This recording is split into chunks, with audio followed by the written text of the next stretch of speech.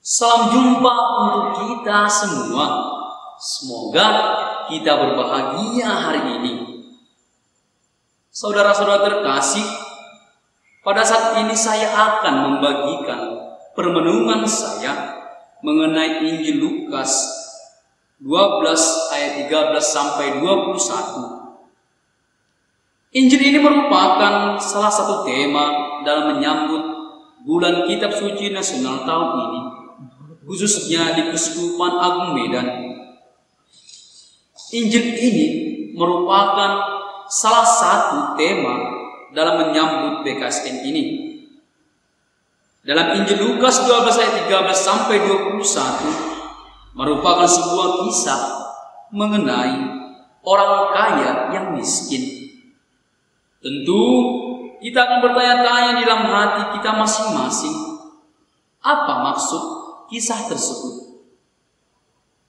Dalam pengajarannya kepada para muridnya, Yesus disela oleh seorang yang ingin dibantu mendapatkan bagian dari warisan keluarganya.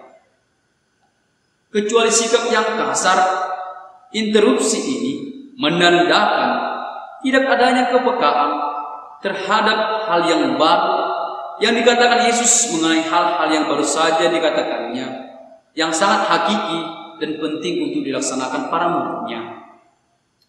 Saudara-saudara terkasih, di dalam budaya Yahudi, para nabi seringkali diminta untuk menengahi dalam masalah-masalah keluarga. Yesus tentu mempunyai wibawa, apalagi Yesus yang disebut sebagai anak manusia mampu untuk melakukan hal itu. Tetapi Yesus melihat di balik permintaan itu adanya sikap kikir yang baru saja ia peringatkan kepada orang-orang Farisi yang dapat kita lihat pada Injil Lukas 11 ayat 39 sampai 42. Yesus mempergunakan kesempatan itu untuk menceritakan suatu perumpamaan mengenai jerat kekayaan. Orang kaya tentu membuat iri banyak orang. Sedemikian iri banyak orang, sedemikian kayanya, sehingga tidak mempunyai ruang untuk menyimpan harta bendanya. Tetapi ia dapat dikatakan bodoh, karena di tengah kekayaannya ia kehilangan kepekaan mengenai apa yang sebenarnya penting. Saudara-saudara terkasih, ia tentu mengira bahwa ia dapat mengendalikan hidupnya. Harta milik memunculkan ilusi semacam ini. Orang kaya itu sebenarnya miskin di hadapan Allah. Ia malah tidak berpikir mengenai kemungkinan-kemungkinan akan membagikan kepada orang lain apa yang ia miliki. Hal yang dapat kita dapatkan dari implikasi cerita ini kemudian akan diangkat lebih lanjut dalam sebuah cerita orang kaya lainnya dalam Lukas bab 16 ayat 19 sampai 31. Saudara-saudara terkasih, kita umat manusia kerap kali dibutakan akan hal-hal yang bersifat duniawi. Harta kekayaan kita pandang sebagai hal yang paling penting, sehingga menjadi kriteria kesuksesan dan sebuah harga diri di dalam masyarakat kita. Status sosial dalam masyarakat seringkali dikaitkan dengan hidup berpunya atau tidak. Dengan adanya harta, seolah-olah segalanya dapat dikuasai. Bahkan bila mungkin kita bisa membeli kebahagiaan dengan uang. Saudara-saudara terkasih, kadang kita sering mendengarkan di masyarakat kita dalam budaya Batak dengan 3 prinsip, yakni hamuraun, hagabeun, hasangapun. Tentunya tidaklah salah mengemban semboyan itu. Semua orang menciptakan bahwa ia harus mempunyai 3 kriteria itu. Namun pada kenyataan yang sama, apakah kita juga melalaikan atau tidak mempedulikan orang-orang di sekitar kita, atau mungkin keluarga kita yang tentunya membutuhkan uluran tangan kita? Inilah seharusnya sikap yang harus kita miliki sebagai pengikut Kristus. Kita dengan rendah hati membantu orang yang membutuhkan, mungkin dengan biaya hidup, atau juga membantu uang sekolah keluarga kita.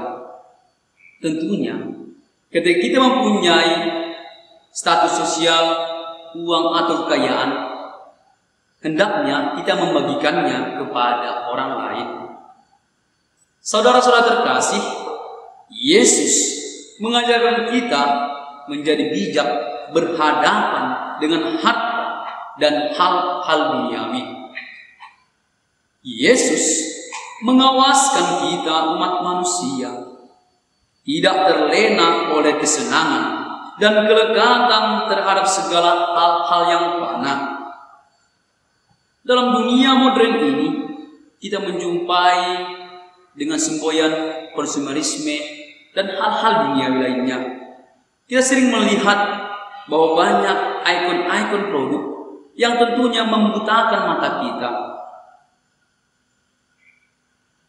Kelekatan materi dapat membutakan hidup manusia sehingga melupakan makna dan tujuan hidup sesungguhnya, yakni cinta dan kehidupan kekal bersama Bapa di surga. Kesuksesan, harta kekayaan, dan popularitas akan pudar dan hilang. Tetapi harta surgawi dalam rupa kebaikan, cinta kasih, dan iman tidak akan berkesudahan. Keselamatan dan kehidupan kekal diperoleh bukan dari kefanaan, melainkan karena iman kita. Sekarang semua tertuju kepada kita. Apakah kita lebih memilih kekayaan yang fana atau kebahagiaan yang kekal? Semoga dalam permenungan bulan kitab suci nasional ini semakin membuka diri kita untuk semakin mendengarkan sabdanya. Kiranya selama sebulan ini kita kembali membuka lembaran demi lembaran sabda Tuhan, agar kita juga semakin mengenal sabda dan segala tindakan Yesus yang termuat di dalam kitab suci. Bagaimana kita sebagai sebuah keluarga saling bersharing, saling membuka diri, saling membacakan kitab suci di dalam rumah kita. Kita menyempatkan waktu kita untuk saling bersharing akan kitab suci yang telah kita baca.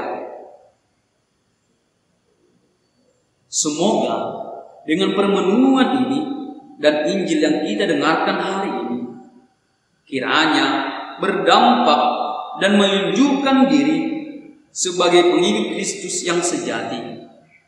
Semoga diri kita semakin dibaharui dengan cara, tindakan, dan tutur kata kita pantas untuk menjadi pengikut Kristus. Semoga kita diberkati. Amin.